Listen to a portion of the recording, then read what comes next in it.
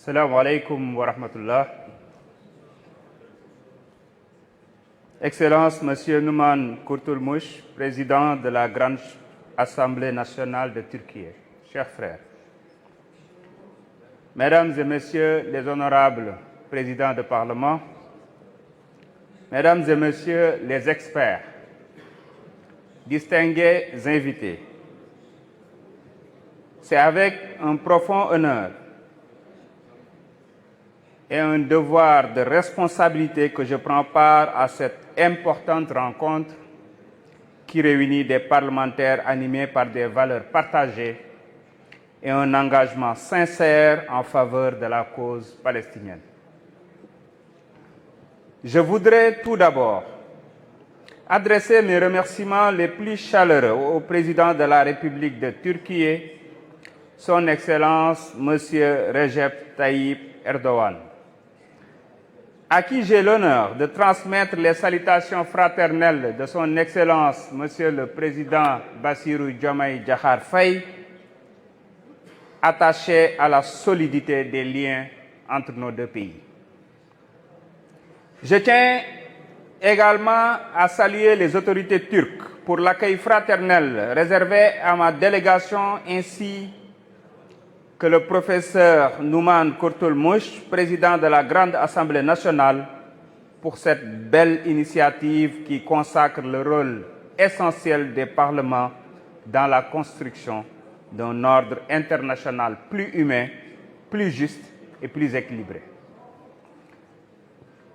Mesdames et Messieurs, chers participants, nous sommes réunis ici autour d'une cause qui transcende les appartenances et les différences, celle des droits fondamentaux, de la dignité et de la souveraineté du peuple palestinien.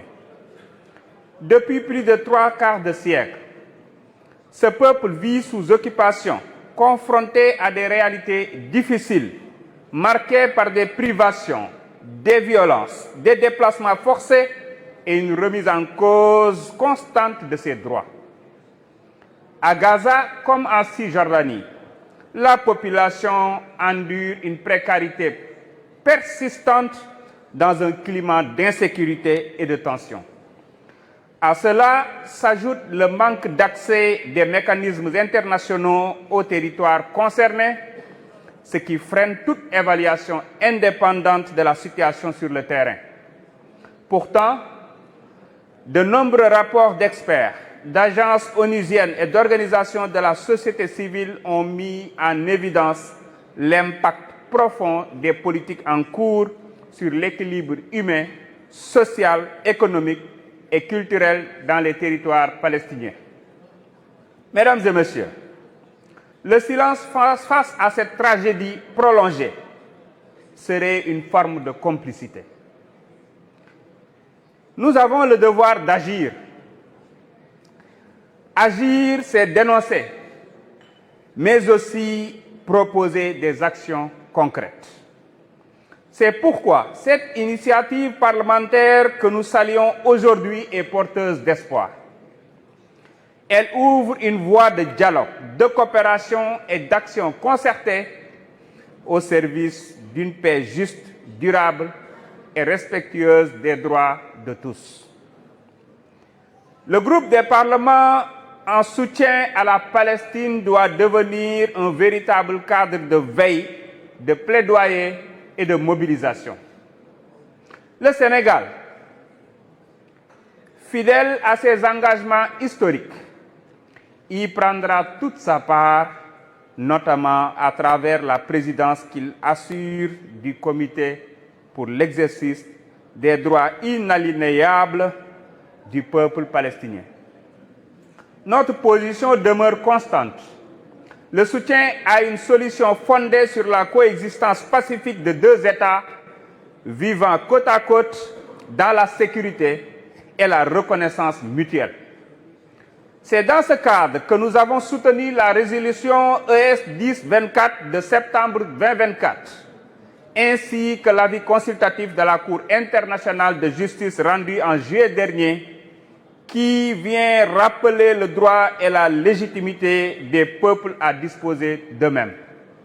Toutefois, Les dynamiques actuelles, marquées par des pratiques contraires au droit international et l'impuissance d'un Conseil de sécurité divisé, fragilisent davantage les perspectives de paix. Il est difficile d'envisager un avenir serein lorsque les réponses humanitaires ne sont pas accompagnées d'un engagement fort pour remédier aux causes profondes du conflit. Mesdames et messieurs, ce sommet nous invite à réfléchir au rôle que doivent jouer les parlements dans la diplomatie internationale et moderne. En tant que représentants des peuples, nous avons le devoir et le pouvoir d'agir par la parole, par le vote, par le dialogue et par la solidarité entre institutions. Les parlements doivent devenir des ponts entre les peuples et des artisans de la paix. Et puisque nous parlons d'espérance, nous formulons le vœu que la déclaration d'Istanbul ne soit pas un texte de plus vite oublié, mais un véritable socle pour une action renouvelée, structurée et collective. Je me réjouis de l'esprit de fraternité et de compréhension mutuelle qui a prévalu durant nos discussions.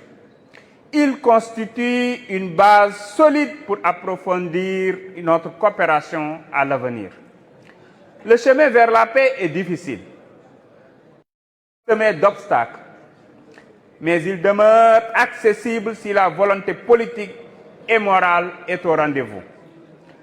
Notre responsabilité aujourd'hui est de poser des actes forts pour que demain l'histoire retienne qu'un jour du 18 avril 2025 à Istanbul, les parlements du monde ont choisi de se lever avec dignité pour défendre une terre porteuse de foi, de mémoire et d'espoir, une terre sacrée pour toute la Oumma islamique, berceau du troisième lieu saint de l'islam.